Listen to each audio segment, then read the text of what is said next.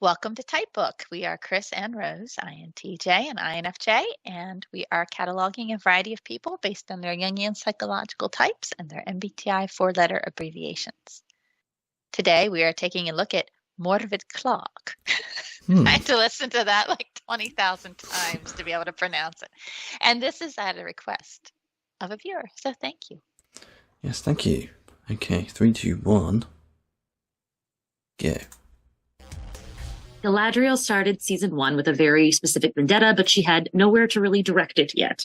Now, at the end of season 1, you have someone to direct it at. What has that journey been like for you? Has Galadriel increased tenfold in rage? Where are we now with her? I think that when we started, she was very on her own and kind of arrogant, that she knew what needed to be done. And I mean, it went terribly for her because that's not how elves should be. And so I think she's now at a point where she will learn to appreciate that she's part of something bigger than herself and realize that she can't be guided by her pain. You and Charlie Vickers had too much chemistry. I was like, okay, maybe Galadriel should ditch Celeborn. That would be great. So, which made the reveal all the more shocking. My question for you is, was this intentional or was this accidental? Because he does ask her to be his like dark queen. So what were we playing into here? I'm so proud that people loved mine and Charlie's chemistry. And I'm also really proud that came from basically like a really brilliant working relationship. Charlie is a fantastic man and I felt so safe with him, and that safety meant... Okay. So she's doing the ISFJ thing or the SFJ thing, I guess, or the FE thing. I don't know, where she is just giving credit immediately to someone else. She's been complimented or for something. In this case, the chemistry between her and the other actor on the set, and right away she's giving him the credit. There seems to be this deflection. Yeah, I do think they are generally uncomfortable with praise. Not that they don't appreciate it. I just think they want to be like, yeah, sweep that under the rug, yeah. Yeah, and they're very consistent in this. We see this a lot. 3, 2, 1, go. That we could like explore loads of different things that kind of just wouldn't have happened if there wasn't that feeling of that. And I think Galadriel is desperate to feel anything but pain. And Halbrand, or so he seemed to be, he kind of vibrates with an energy that is different and exciting and makes her feel like there's a possibility to feel something other than grief. And then obviously she was very wrong to think that they kind of had as much in common as she thought they did. But no, it's really exciting as well, because I think kind of they're very different, but they share power. And that's quite frightening when those two come together, whether it be kind of to make a union or to battle. Both of them are terrifying. Very true, very true. And speaking of Celeborn, I think that there's like the moment in episode 7 where we get a window into additional loss in Galadriel's life. That name to drop. I was like, they don't know.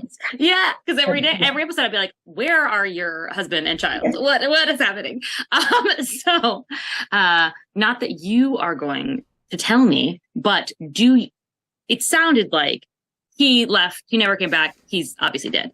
Do you know the actual fate of Galadriel's familial relations and where that will end up in the timeline, or don't you know? She definitely thinks he's dead at this point.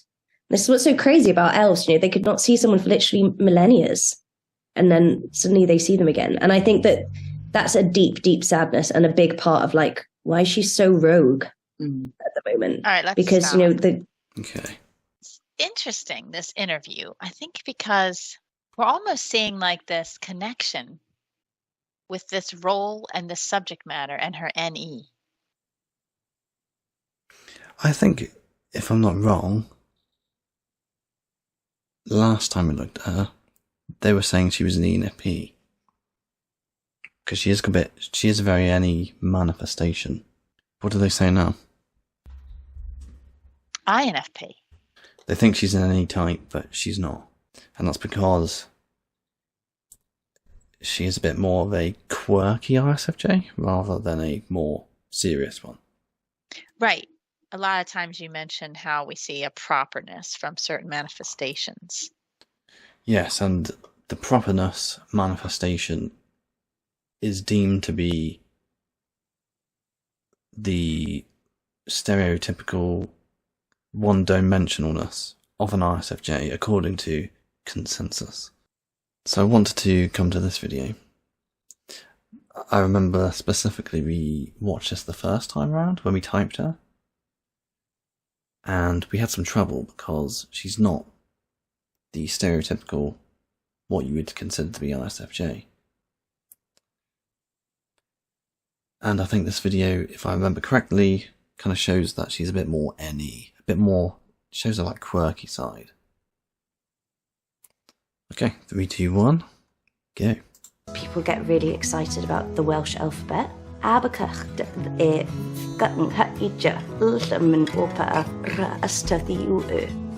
It's quite an easy one if you're Welsh. I don't think I have a signature dance move. I think I'm like a woeful dancer. My sister's really good and I wish she was here to give a little dance. But I dance the lyrics, which I'm hearing more and more is like incredibly embarrassing. So yeah, I'm a big lip syncer. That's my signature. I've always wanted my superpower to be the ability to stop time so I could kind of get everything done and sort my life out. But then I realised that's just kind of trying to live normally but with a superpower. So I feel that's a bit sad. So I'd go for flying in my dreams when I'm flying. All right, let's stop. That's pretty funny. That's so ISFJ though, isn't it? Just that realization, like, oh, to be, my superpower, practically speaking, would just be to stop time. And then I realize that's sort of still being normal, so that won't work. But she admits it. Right. Like she's a little bit more, she takes herself less seriously. She's a bit more fun in the NE department. And they do get like this. I don't know if it's half-half, but it might be close. Which would mean, if that is true, that a lot of these ISFJs, which are NE manifestations of the type, are going to be typed as INFP or ENFP simply because they exhibit quirkiness. Which is just, it's just a different way of showing yourself, really. Yeah, we've said it before. Some of them are very buttoned up. And when they aren't like that as much, then this is what you get. Yeah, what you see, it's not always what you get. That's what people need to learn, I think. Because people aren't one-dimensional. To every SI, there is an NE counterpart in the same person. So in the ISFJ, and there is an SI counterpart to an NE in an ENFP, for instance. Like and subscribe if you're not Welsh. And if you are Welsh, you should already be subscribed and liked. So basically everyone should. Okay, that's my words of wisdom for today. Alright, 3, 2, 1, go. My strangest audition experience was when I somehow ended up at a Chanel commercial casting and everyone there was a model and about a foot taller than me. And I had to walk and show them how my body moved to music, and it still haunts me that somewhere out there that piece of footage exists. St. Maud. Okay, stop. That's so funny, isn't it? And that's the properness right there, isn't it? Oh, it's like both though. Yeah, exactly. And this is the ISFJ. It's like she just gave you both. Like, oh, look at me. I'm both proper and I hate what just happened because I don't feel like I weigh up. But then at the same time, she's telling you this. Now, if she really was that proper, she would not be telling you this. Look at me. Isn't that weird? Oh, no. How cringeworthy. It's fun. She's not taking herself seriously. She's able to laugh at herself. And like proper people take themselves very seriously. 3, 2, 1, you. Is a job that's definitely changed my life completely. But I think probably doing lambing with my uncle, which I've never been so tired, so cold, so wet, and everything's a breeze after doing that. If I wasn't an actor, I think I would want to be a therapist or a psychiatrist, which I think is kind of fascination with people and observation of people. But also I'd love to be a midwife. My dream role to play. Okay. Fascination with people, obsession with people. She's such an Effie. Any reasons for this? Yeah. I mean, I think Effie in general, especially higher Effie, has an inborn nosiness when it comes to other people. I mean, we've talked about this before, right? I mean, you have an ESFJ sister. This. You've experienced this from me. Exactly. I'm definitely nosy when it comes to other people. I think our motivations aren't necessarily the same. You know, why are we nosy? What's to be gained from it?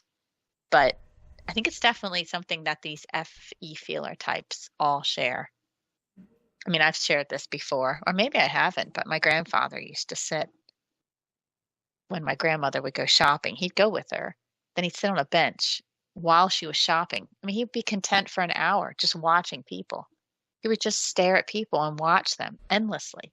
That was very entertaining for him. And this is from an ISFJ male. But, you know, there's just this like people nosiness, I think, that FE possesses. Yes, they want to experience their FE and their feelings around people. Therefore, the midwife thing, the therapy thing, it's interacting and enjoying people, I think, in some way.